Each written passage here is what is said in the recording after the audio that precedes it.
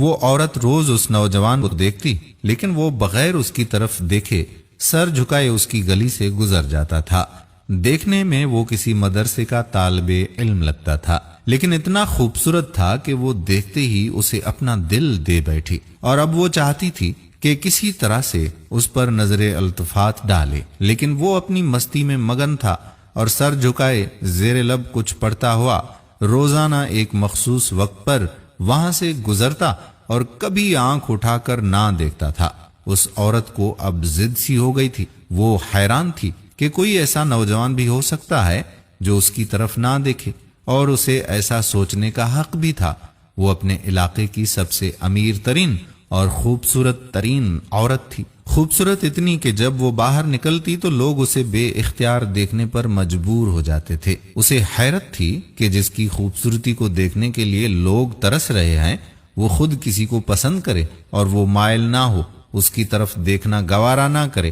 اپنی انا کی شکست اور خوبصورتی کی توہین پر وہ پاگل ہونے لگی تھی، اور کوئی ایسا منصوبہ سوچنے لگی جس سے وہ اس نوجوان کو حاصل کر سکے، اس کا غرور توڑ سکے، اپنا غلام بنا سکے۔ آخرکار شیطان نے اسے ایک ایسا طریقہ سمجھا دیا جس میں پھنس کر وہ نوجوان اس کی بات مانے بنا رہ نہیں سکتا۔ اگلے دن جب وہ نوجوان اس گلی سے گزر رہا تھا تو ایک عورت اس کے قریب آئی اور کہنے لگی کہ بیٹا، میری مالکن تمہیں بلا رہی ہے۔ نوجوان نے کہا، اماں جی، آپ کی مالکن کو مجھ سے بھلا کیا کام ہو سکتا ہے؟ اس عورت نے کہا کہ بیٹا، اس نے تم سے کوئی مسئلہ پوچھنا ہے، وہ مجبور ہے، خود باہر آ نہیں سکتی، اس لیے آپ کو بلایا ہے۔ نوجوان اس عورت کے ساتھ چلا گیا۔ اس کے وہم و گمان میں بھی نہیں تھا کہ جو عورت اسے بلا رہی ہے اس کا منصوبہ کیا ہے، وہ کیا چاہتی ہے۔ وہ تو اپنی فطرتی سادہ دلی کی وجہ سے اس کی مدد کرنے کے لیے اس کے گھر میں داخل ہو گیا۔ اس کے ذہن میں تھا کہ شاید کوئی بوڑھی عورت ہے جو اپنی کسی معذوری کی وجہ سے باہر آنے سے قاصر ہے۔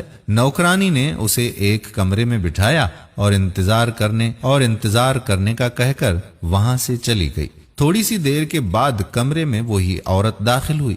نوجوان نے بے اختیار اپنی نظریں نیچے جھکا لیں کیونکہ اندر آنے والی عورت بہت ہی خوبصورت تھی۔ نوجوان نے پوچھا، جی بی بی، آپ نے کون سا مسئلہ پوچھنا تھا مجھ سے؟ عورت کے چہرے پر ایک شیطانی مسکراہٹ آ گئی۔ اس نے اپنے دل کا حال کھول کر اس کے سامنے رکھ دیا اور کہا کہ میری سب سے بڑی خواہش ہے کہ میں ایک دفعہ تمہیں حاصل کر لوں۔ نوجوان یہ بات سن کر کانپ گیا اور کہنے لگا، اللہ کی بندی، اللہ سے ڈرو، کیوں گناہ کی طرف مائل کر رہی ہو؟ اس نے عورت کو بہت سمجھایا، لیکن عورت پر تو شیطان کا غلبہ تھا۔ اس نے کہا کہ یا تو تم میری خواہش پوری کرو گے یا پھر میں شور مچاؤں گی کہ تم زبردستی میرے گھر میں داخل ہوئے ہو اور میری عزت پر حملہ کیا ہے۔ نوجوان بیچارہ یہ بات سن کر بہت ہی پریشان ہوا۔ اسے اپنی عزت کسی بھی طرح سے محفوظ نظر نہیں آ رہی تھی۔ اس کی بات مانتا تو گناہگار ہوتا، نہ مانتا تو لوگوں کی نظر میں برا بن جاتا۔ وہ علاقہ جہاں لوگ اس کی شرافت کی مثالیں دیا کرتے تھے، وہاں اس پر اس طرح کا الزام لگ جائے، یہ اسے گوارا نہیں تھا۔ وہ عجیب و غریب مصیبت میں بیچارہ پھنس گیا۔ دل ہی دل میں وہ اپنے اللہ کی طرف متوجہ ہوا اور اللہ سے مدد چاہی تو اس کے ذہن میں ایک ترکیب آ گئی۔ خواتین و حضرات، اس نے عورت سے کہا کہ ٹھیک ہے، میں تمہاری خواہش پوری کرنے کے لیے تیار ہوں، لیکن پہلے مجھے باتھ روم جانے کی حاجت ہے، مجھے جانے دیں۔ عورت نے اسے باتھ روم کا پتہ بتا دیا۔ اس نوجوان نے اندر جا کر کافی ساری غلاظت اپنے جسم پر مل لی اور باہر آ گیا۔ عورت اسے دیکھتے ہی چلا اٹھی، یہ تم نے کیا کیا ظالم؟ مجھ جیسی نفیس طبیعت والی کے سامنے اتنی گندی حالت میں آ گئے ہو، دفع ہو جاؤ، نکل جاؤ میرے گھر سے۔ نوجوان فوراً اس کے گھر سے نکل گیا اور قریب ہی کے نہر پر اپنے آپ کو اور اپنے کپڑوں کو اچھی طرح سے پاک کیا اور اللہ تعالیٰ کا شکر ادا کرتا ہوا واپس مدرسے چلا گیا۔ نماز ہوئی۔ نماز کے بعد جب سبق میں بیٹھا تو تھوڑی دیر کے بعد استاد نے کہا کہ آج تو بہت ہی پیاری خوشبو آ رہی ہے، کس طالب علم نے خوشبو لگائی ہے؟ وہ نوجوان سمجھ گیا کہ اس کے جسم سے ابھی بھی بدبو نہیں گئی اور استاد جی طنز کر رہے ہیں۔ وہ اپنے آپ میں سمٹ گیا، اس کی آنکھوں میں آنسو آ گئے۔ تھوڑی دیر کے بعد استاد جی نے پھر سے پوچھا کہ یہ خوشبو کس نے لگائی ہے، لیکن وہ خاموش رہا۔ آخرکار استاد نے سب کو ایک ایک کر کے بلایا اور خوشبو سونگنے لگے۔ اس نوجوان کی باری آئی تو وہ سر جھکائے استاد کے سامنے کھڑا ہو گیا۔ استاد نے اس کے کپڑوں کو سونگھا تو خوشبو اس کے کپڑوں سے آ رہی تھی۔ استاد نے کہا کہ تم بتا کیوں نہیں رہے تھے کہ یہ خوشبو تم نے لگائی ہے؟ نوجوان رو پڑا، کہنے لگا استاد جی اب اور شرمندہ نہ کریں، مجھے پتا ہے کہ میرے کپڑوں سے بدبو آ رہی ہے، لیکن میں مجبور تھا۔